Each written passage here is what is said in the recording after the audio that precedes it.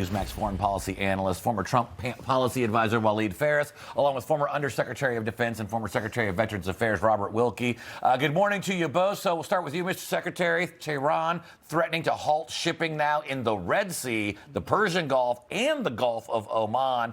They continue to call the U.S. blockade in the Strait of Hormuz illegal, but we know the U.S. strategy here is to economically isolate the regime and basically see how long they can wait this out.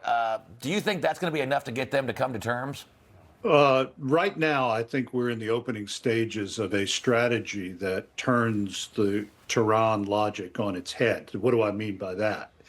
By closing off 90% of the regime's revenue, what that does is it eliminates the ability of the regime to pay its thugs. It eliminates the ability of the regime to pay the regular army. And what it does, it begins to separate the true believers from the fellow travelers.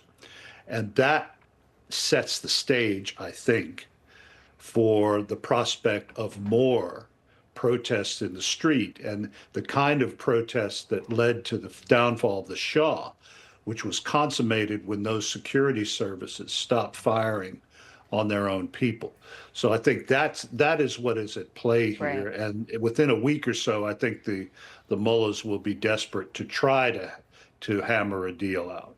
So, Waleed, I'd like to show you a clip of an Israeli senior analyst suggesting that there are increasing signs of tension within Iran's leadership in regards to these recent peace talks. Take a listen to this.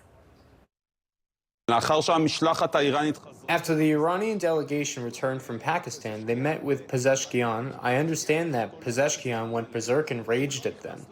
He didn't get into the technical details. He just tried to figure out, why didn't you come back with an agreement or anything related to it?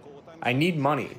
My sources say he started yelling and went crazy ranting at the people who returned from Pakistan and told them, our economy could collapse in 2 to 3 weeks. Can you speak, Waleed, to what might be going on here behind the scenes? Well, you see me half smiling because this could be one of two.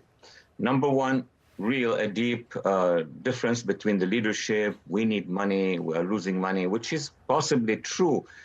But it could also be a theater, meaning the good cop, bad cop, etc. Because what they really need at this point in time is actually time. So they throw these things that we are divided. This branch will speak with you, the other branch will speak with you. But that is not out of nothing. There is a crisis, but they are trying to play it so that they are given time. Why the time? 2 reasons. Number one, they think we're going to slowly edge towards political problems inside the United States, election, et cetera, et cetera. And on the other hand, they are still hoping that Russia and China will send them weapons, will send them technologies, not very openly, but that's their hope at least. So, Mr. Secretary, on Wednesday, the administration, the Trump administration, doubled down on this economic isolation. You had Treasury Secretary Scott Bessent telling reporters at the White House, if you're buying Iranian oil, if Iranian money is sitting in your banks, we are now willing to apply secondary sanctions. I don't see Iran having many friends left, except maybe China and Russia, and I don't even know how much longer that's going to last. What do you think? Well, look, we've shown that Russia and China can do absolutely nothing in the face of American power in the region. All they can do is retreat to the citadel of the United Nations, which to me is a sign that there's not much you can do.